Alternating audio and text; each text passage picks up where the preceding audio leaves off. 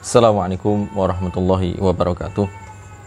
Innal hamdalillah nahmaduhu wa nasta'inuhu wa nastaghfiruh wa na'udzu billahi min shururi anfusina wa min sayyiati a'malina. May yahdihillahu fala mudilla lahu wa may yudlil fala hadiya lahu. Wa asyhadu an la ilaha illallah wahdahu la syarika lahu wa asyhadu anna Muhammadan 'abduhu wa rasuluh.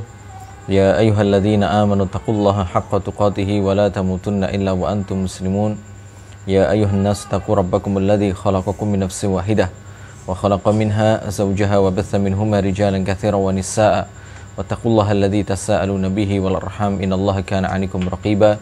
Ya ayyuhalladzina amanu taqullaha wa qulu qawlan sadida yuslih lakum a'malakum wa yaghfir lakum dhunubakum wa may yuti'illaha wa rasulahu faqad faza fawzan 'azima. Amma ba'd, fa inna asdaqal hadithi kitabullah wa khairal hadi hadi Muhammadin sallallahu alaihi wa ala alihi wasallam wa syarrul umuri muhdatsatuha fa inna kulla bid'atin dhalalah. Jamaah sekalian rahimani wa rahimakumullah, alhamdulillah kita dipertemukan kembali di dalam majelis kita, majelis online pembahasan kitab Manzilatus Sholati fil Islam atau kedudukan salat di dalam Islam yang ditulis oleh Syekh Dr. Sa'id bin Ali bin Wahab Al-Qahtani hafizahullahu ta'ala. Dan kita pada pertemuan kali ini masih melanjutkan pembahasan yang ke-6, yaitu fadlus salati, keutamaan salat, ya, di mana keutamaan yang pertama dan kedua ini kemarin telah kita bahas. Maka insyaallah ta'ala akan kita baca atau bahas keutamaan salat yang nomor 3, yaitu tughsalul khotoya, ya. Bahwasanya salat itu, ya, taghsilul khotoya, yaitu membersihkan kesalahan-kesalahan. Jadi salat itu taghsilul khotoya, yaitu membersihkan kesalahan-kesalahan, dosa-dosa kita. Di hadis Jabirin radhiyallahu anhu, berdasarkan hadis yang diriwayatkan oleh Jabir radhiyallahu anhu, qala, beliau berkata, qala Rasulullah sallallahu alaihi wasallam, bahwasanya Nabi kita Muhammad sallallahu alaihi wasallam telah bersabda, mathalus salawatil khamsi, ya, kamathali nahrin ghamrin, kamathali nahrin ghamrin. Permisalan salat 5 waktu itu kamathali nahrin ghamrin, ya, seperti sungai yang ghamar. Sungai yang ghamar ini sebagaimana dijelaskan oleh Syekh Dr. Khalid As-Sabat, maknanya adalah annahu yanghamiru fihi man dakhala fihi, ya, yakni laisa ma'hu biqalil. Itu sungai yang ghamar itu adalah sungai orang yang, ya, masuk ke dalam sungai tersebut, dia akan apa? Akan tertutupi. Tubuhnya akan apa? Tertutupi. Maknanya airnya banyak, airnya tidak sedikit. Ya, jadi airnya tidak sedikit, ya, airnya banyak, maknanya dia bisa apa? Ketika masuk ke dalam sungai tersebut, dia bisa tertutupi. Tubuhnya tertutupi, maknanya airnya bisa meliputi tubuhnya, berarti menunjukkan bahwasanya airnya banyak. Ya, tidak seperti sungai-sungai kecil yang airnya sedikit, tapi di sini yang dimaksud adalah sungai yang airnya banyak, ya, airnya melimpah. Ala babi ahadikum. Jadi permisalan salat 5 waktu itu seperti sungai yang airnya melimpah, ala babi ahadikum, di depan pintu rumah kalian. Ya, di depan pintu rumah kalian, yaghtasilu minhu, ya, di mana salah seorang di antara kalian itu akan mandi dari air sungai tersebut kulla yaumin khamsa marratin, dalam setiap harinya 5 kali. Ya, dalam setiap harinya mandi 5 kali. Maknanya adalah dosa-dosa yang ada pada dirinya ini akan dibersihkan oleh salat 5 waktu, ya, sebagaimana kotoran yang ada di tubuh kita ini akan dibersihkan oleh perbuatan mandi kita itu, ya. Dan tentunya seseorang yang mandi sehari 2 kali saja itu sudah bersih, gitu ya. Mandi sehari 2 kali untuk daerah iklim tropis seperti negara kita ini sudah bersih, insya Allah sudah bersih. Mandi pagi dan mandi sore, ya, sepulang kerja atau sepulang aktivitas ini sudah bersih, badannya sudah bersih, ya, kotoran-kotorannya akan hilang. Bayangkan apabila mandi 3 kali, gitu ya. Bayangkan apabila mandi 4 kali, bayangkan apabila mandi 5 kali. tentunya sangatlah bersih gitu loh ya. Bahkan mungkin kita akan merasa malas untuk mandi mandi 5 kali ya, untuk membersihkan kotoran yang ada pada tubuh kita. Karena apa? Karena mandi itu suatu perbuatan yang ketika dilakukan secara tidak berlebihan ini akan akan enak untuk dilakukan. Misalnya mandi sehari 2 kali itu enak, atau 3 kali maksimal itu ya, itu enak, seger. Tapi kalau harus sehari mandi 5 kali ini tentunya malas kan, manusia malas ya. Jadi itu pun khasiatnya atau fungsinya hanyalah menghilangkan kotoran yang ada pada badan. Adapun Allah Ta'ala menyediakan sarana bagi kita untuk membersihkan kotoran dosa yang ada pada diri kita ya, dengan cara yang mudah ya, dan tidak seribet tatkala kita mandi gitu loh ya. Tidak seribet tatkala kita mandi, yaitu melaksanakan sholat 5 waktu yang itu mudah dilakukan, dan itu bukan membersihkan kotoran badan ya, akan tapi membersihkan kotoran dosa yang ada pada diri kita. Tentunya ini merupakan fadilah yang sangat besar. Karena itu dalam hadis yang lain diriwayatkan ya, Rasulullah bertanya kepada para sahabat, hal yabqa min daranihi min syai', apakah tersisa kotoran dari orang tersebut yang mandi 5 kali di sungai yang ada di depan rumahnya itu ya, apakah tersisa kotorannya walaupun cuma sedikit? Maka para sahabat mengatakan la yabqa minhu syai', jadi tidak ada yang tersisa sedikit pun dari kotoran orang tersebut. Maknanya dosa-dosa kecil orang yang melaksanakan sholat 5 waktu ini benar-benar akan dihapuskan oleh Allah Subhanahu wa Ta'ala. Adapun dosa besar ini haruslah dengan taubat ya. Jadi untuk menghapuskannya ini dengan taubat. Yang keempat adalah tukaffirus sayyiati. Jadi sholat 5 waktu itu tukaffirus sayyiati, yaitu menghilangkan dosa-dosa kecil. Ya, sama saja sayyiat dengan al-khotoya, ini sama maknanya, itu dosa-dosa dan kesalahan-kesalahan yang itu dosa kecil ya.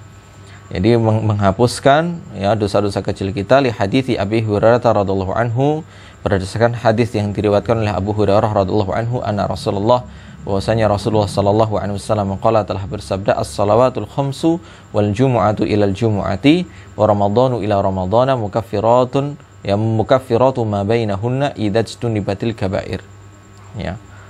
Rasulullah sallallahu alaihi wasallam telah bersabda, as-salawatul khamsu, salat 5 waktu, wal jumu'atu ilal jumu'ati ya, dan satu Jumat menuju Jumat yang lainnya, wa ramadhanu ila ramadhana, antara satu Ramadan dengan Ramadan yang lainnya, mukaffiratu ma bainahunna, itu semua adalah penghapus ya, penghapus dosa-dosa kecil yang ada di antara ya keduanya. Maknanya antara satu sholat dengan sholat yang lainnya, antara satu Jumat dengan Jumat yang lainnya ya, antara satu sholat Jumat dengan sholat Jumat berikutnya, antara satu Ramadan dengan Ramadan berikutnya. Maknanya apa? Bila seseorang itu melaksanakan sholat dan juga melaksanakan sholat Jumat, dan dia melaksanakan puasa Ramadan, maka amalan-amalan tersebut adalah amalan yang akan menggugurkan dosa-dosa kecilnya. Namun ada syaratnya, idzaj tunibatil kabairu, apabila dosa-dosa besar itu dijauhi. Ya, dosa-dosa besar itu dijauhi. Dan ini tentunya syaratnya kelihatannya mudah kan? Kelihatannya mudah, kalau kita pandang sekilas ini mudah. Namun pada dasarnya ini adalah syarat yang berat. Karena dosa besar saat ini dilakukan dengan cara yang sangat mudah ya. Jadi orang mau melakukan dosa besar itu mudah. Ya, orang sekedar tidak menjaga lisannya, dia terjerumus ke dalam dosa yang besar. Ya, dia ghibah, dia namimah, ya, kemudian dia mencela orang lain dan seterusnya, maka dia terjatuh ke dalam dosa besar. Oleh karena itu, kita yang melaksanakan sholat 5 waktu, ya, melaksanakan sholat Jumat, kemudian melaksanakan puasa Ramadan, ini jangan terburu-buru untuk apa? Jangan terburu-buru untuk merasa bahwa dosa-dosa kecilnya telah diampuni semua oleh Allah Subhanahu wa Ta'ala, karena ada syaratnya, idzaj tunibatil kabairu, apabila dosa-dosa besar itu dijauhi. Sedangkan ya kita ya pada zaman sekarang ini melakukan dosa besar ya, ini sangat mudah dan sangat ringan untuk melakukannya melalui media atau perantara lisan kita sendiri. Itu saja kita terjerumus ke dalam banyak sekali dosa besar ya. dengan pendengaran kita juga terjerumus ke dalam apa? Banyak dosa besar. Ya, na'udzubillah min dzalik. Oleh karena itu jangan merasa aman, jangan merasa puas dengan amalan yang kita lakukan, tetap berharap kepada Allah Ta'ala, tetap takut kepada Allah Subhanahu wa Ta'ala, dan juga berusaha memupuk rasa cinta kita kepada Allah Subhanahu wa Ta'ala. Agar dengan itu semua, rasa harap, rasa takut, dan rasa cinta kita kepada Allah, ibadah kita benar-benar sempurna, dan kita menjadi seseorang yang benar-benar mengabdi dan menghamba kepada Allah Subhanahu wa Ta'ala. Yang kelima adalah salat itu nurun li sahibiha. Salat adalah nur, cahaya, li sahibiha, bagi orang yang melakukannya. Jadi salat adalah cahaya bagi orang yang melaksanakan salat tersebut. Fid dunya, di dunia, wal akhirati, maupun di akhirat. Ya. Oleh karena itu orang-orang tua zaman dahulu itu ketika menyebut orang yang tidak salat itu dengan istilah apa? Raine peteng. Wajahnya peteng, gelap, wajahnya gelap. Karena apa? Karena tidak pernah tersentuh dengan air wudu, maknanya dia tidak salat. Ya. Jadi banyak orang-orang tua zaman dahulu itu menyebut orang yang tidak salat dengan sebutan apa? Wajahnya gelap, atau istilah Jawanya raine peteng. Ya. Mengapa? Dikarenakan apa? Dikarenakan tidak tersentuh oleh air wudu. Ya. Tidak tersentuh oleh air wudu. Di hadis Abdullah bin Umar radhiyallahu anhuma, berdasarkan hadis yang diriwayatkan oleh Abdullah bin Umar radhiyallahu anhuma ani Nabi sallallahu alaihi wasallam annahu dzakara salata yauman faqal, bahwasanya Nabi sallallahu alaihi wasallam pernah menyebutkan tentang salat. Ya, pada suatu hari Rasulullah pernah menyebutkan tentang ibadah salat, membahas tentang ibadah salat. Faqala, maka Rasulullah sallallahu alaihi wa ala alihi wasallam beliau mengatakan, man hafadha 'alaiha, barang siapa yang menjaga salat 5 waktu, kanat lahu nuran wa burhanan, ya, wa najatan yaumal qiyamah, maka dirinya akan mendapatkan cahaya, ya, serta bukti yang nyata dari Allah Subhanahu wa Ta'ala, maknanya bukti tentang keimanannya, ya, wa najatan, dan akan mendapatkan keselamatan yaumal qiyamati, pada hari kiamat. Jadi orang yang menjaga sholatnya, bukan sekedar melaksanakan loh ya, bukan sekedar melaksanakan atau pernah melaksanakan, tapi menjaga. Jadi menjaga sholatnya, maknanya continue dan istiqomah di dalam melaksanakan sholatnya. Dia akan mendapatkan cahaya pada hari kiamat, keselamatan pada hari kiamat. Walam yuhafidh 'alaiha lam yakun lahu nurun. Barang siapa yang tidak menjaga sholat 5 waktu tersebut, lam yakun lahu nurun, ya, jadi dirinya tidak mendapatkan cahaya, dirinya tidak mendapatkan apa? Cahaya, wala burhanun wala najatun, dan dirinya tidak mendapatkan bukti yang nyata dari Allah Ta'ala, wala najatun, dan tidak mendapatkan keselamatan. Ya. Jadi orang yang tidak menjaga salatnya, jadi dia tidak akan mendapatkan cahaya, tidak akan mendapatkan bukti yang nyata dari Allah, dan tidak akan mendapatkan keselamatan. Wa kana yaumal qiyamati, dan dirinya pada hari kiamat ma'a Qarun, akan dikumpulkan bersama Qarun, wa Fir'aun, dan juga Fir'aun, wa Haman, dan juga Haman, wa Ubay bin Khalaf, ya, dan juga bersama Ubay bin Khalaf, ya. Jadi ini ada hadis yang diriwayatkan oleh Imam Ahmad dan juga Imam Ad-Darimi, ya. Jadi dengan dalil ini para ulama menyebutkan bahwasanya orang yang meninggalkan salat ini adalah orang yang apa? Keluar dari Islam, terbukti dia nanti di akhirat dikumpulkan bersama Fir'aun, Haman, dan juga Qarun. Ya, jadi orang yang meninggalkan salat dikumpulkan bersama mereka. Ini adalah dalil yang tegas bahwasanya mereka nantinya akan dikumpulkan bersama orang-orang tersebut, sehingga dihukumi dengan keluar dari Islam bagi orang yang meninggalkan salat 5 waktu. Hanya saja di sana ada hadis yang lain yang mirip dengan ini, yang diriwayatkan oleh Ubadah bin Samit radhiyallahu anhu, bahwasanya beliau radhiyallahu anhu mengatakan, sami'tu Rasulullah sallallahu alaihi wasallam yaqul, aku telah mendengar Nabi sallallahu alaihi wasallam bersabda, khamsu salawatin, ada salat 5 waktu, ada 5 salat, katabahunallahu 'alal ibadi, yang Allah Ta'ala wajibkan atas para hamba, fil yaumi wal lailati, di dalam sehari semalam. Faman hafadha 'alaihinna, barang siapa yang menjaga salat 5 waktu itu, kana lahu ahdun indallahi ayyudkhilahul jannata, maka dirinya akan mendapatkan jaminan dari Allah Ta'ala untuk dimasukkan ke dalam surga dengan syarat dirinya bertauhid tentunya. Wa man lam yuhafidh 'alaihinna, dan barang siapa yang tidak menjaga salat 5 waktu tersebut, lam yakun lahu indallahi ahdun, maka dirinya tidak akan mendapatkan jaminan dari Allah Subhanahu wa taala. In syaa 'adzabahu, bila Allah menghendaki maka Allah akan mengazabnya, wa in syaa ghafara lahu, bila Allah taala menghendaki maka Allah akan mengampuninya. Hadis ini diriwayatkan oleh Imam Malik dan juga Imam Ahmad dan juga Abu Dawud dan juga Imam An-Nasa'i dan juga selain mereka.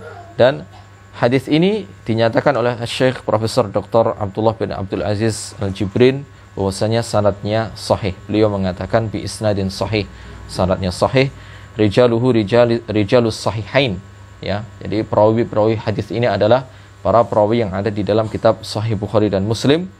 Walahu turukun ukhra, dan hadis ini memiliki jalan yang banyak, ya, jalan yang lain, wasyawahid serta penguat-penguat, ya. Silahkan merujuk kepada kitab At-Talkhisul Habir, ya, karya Al-Imam Ibnu Hajar Al-Asqalani, ya, dan juga Syarh Umdatul Fiqh ala Madhabil Imam Ahmad, ya, yang ditulis oleh Syekh Profesor Dr. Abdullah bin Abdul Aziz Al-Jibrin rahimahullahu ta'ala. Hadis ini yang sahih ini dengan tegas mengatakan bahwasanya orang yang menjaga salat 5 waktu itu dia akan mendapatkan jaminan dari Allah Ta'ala untuk masuk ke dalam surga, dengan syarat tentunya dia bukan orang musyrik, bukan orang kafir, bukan orang munafik. Kemudian orang yang tidak menjaga salat 5 waktu tersebut, ya, orang yang tidak menjaga salat 5 waktu, dia meninggalkannya tentunya bukan karena mengingkari wajibnya salat 5 waktu. Kalau mengingkari wajibnya salat 5 waktu, dia keluar dari Islam.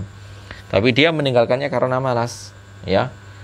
Maka dalam hadis itu disebutkan lam yakun lahu indallahi ahdun, dia tidak mendapatkan jaminan dari Allah Subhanahu wa taala.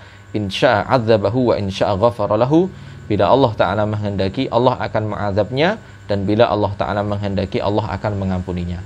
Berarti dosa orang yang meninggalkan salat itu tahta masyiatillah, di bawah kehendak Allah Subhanahu wa taala, yang itu, ya, kedudukannya dosanya itu di bawah dosa syirik. Bila Allah Ta'ala menghendaki Allah akan mengazabnya, dan bila Allah Ta'ala menghendaki Allah akan mengampuni secara langsung.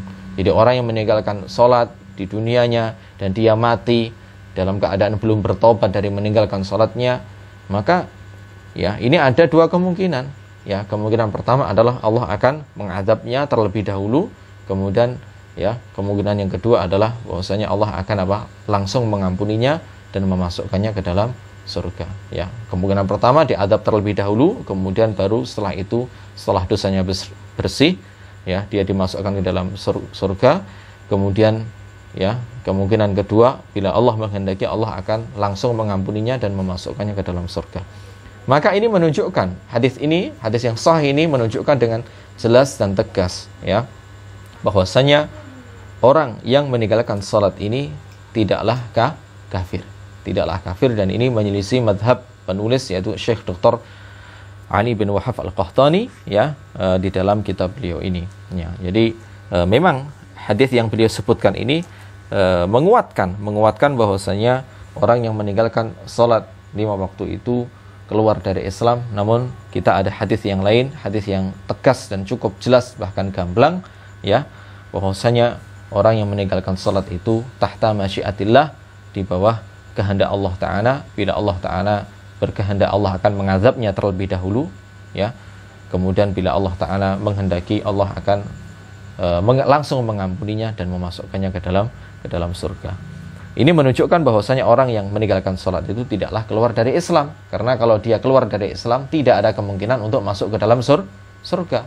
Tidak akan diampuni oleh Allah Subhanahu wa Ta'ala, ya. Ketika ada kemungkinan dia diampuni oleh Allah Subhanahu wa Ta'ala, maka ini menunjukkan bahwasanya orang yang meninggalkan salat 5 waktu itu tidaklah kafir, tidaklah keluar dari Islam, ya, sebagaimana hal ini dijelaskan, ya, oleh para ulama di dalam kitab-kitab fikih. Jadi silahkan merujuk dalam kitab-kitab fikih tentang ikhtilaf atau perselisihan pendapat para ulama tentang hukum orang yang meninggalkan sholat 5 waktu. Jadi ini khilafnya memang ada gitu ya. Khilafnya memang ada ya. Adapun asar yang menunjukkan bahwasanya ada ijma' dari kalangan sahabat bahwasanya orang yang meninggalkan sholat itu kafir. Ini asar yang diperbincangkan dan dipermasalahkan oleh para ulama tentang keabsahannya. Apakah asar tersebut, apakah riwayat dari sahabat ini memang benar-benar sahih ataukah tidak. Dan di antara para ulama ya, ada yang mendhaifkannya, ada yang melemahkannya, sehingga diragukan tentang ijma'nya ya, diragukan tentang ketetapan ijma'nya, tentang kesahihan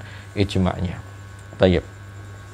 Jadi hadis yang baru kita nukilkan yang tidak terdapat di dalam kitab ini menunjukkan dengan jelas dan gamblang bahwasanya pelaku orang yang meninggalkan salat 5 waktu ini bukanlah orang yang kafir, tidak sampai derajatnya keluar dari Islam selama dia masih bertauhid, selama dia masih meyakini wajibnya salat 5 waktu. Wa fi hadithi Abi Malik al-Asy'ari, dan dalam hadis yang diriwayatkan oleh Abu Malik al-Asy'ari radhiyallahu anhu, semoga Allah meridainya ya, beliau mengatakan wassalatu nur ya.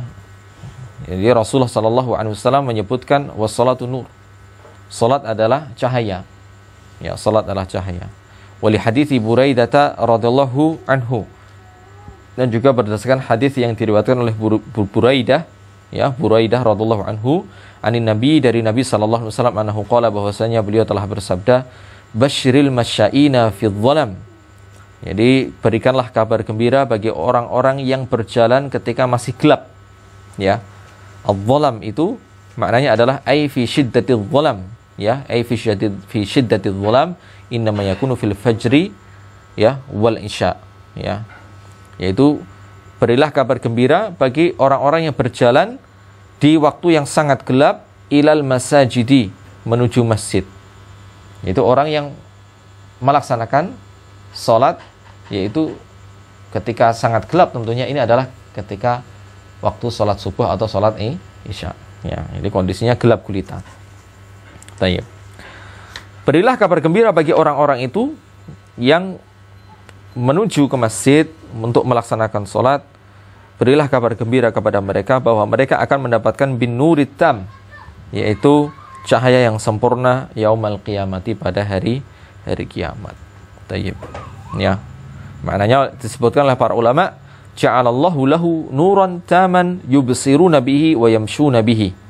Ya. Bahwasanya Allah Subhanahu wa taala akan memberikan bagi orang yang melaksanakan sholat 5 waktu, terutama menjaga sholat subuhnya dan sholat isyanya ya. Tentunya sholat 5 waktu yang lain juga dikerjakan tentunya.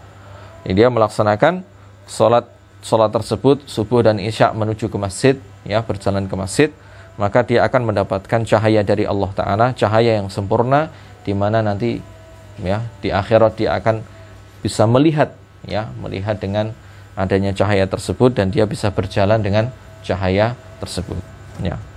Ini kita ambilkan syarahnya atau penjelasan dari hadis ini ya, dari penjelasan Syekh Al-Allamah Al-Muhaddits Abdul Muhsin bin Hamad Al-Abbad Al-Badr yang dalam syarah Sunan Abi Dawud beliau.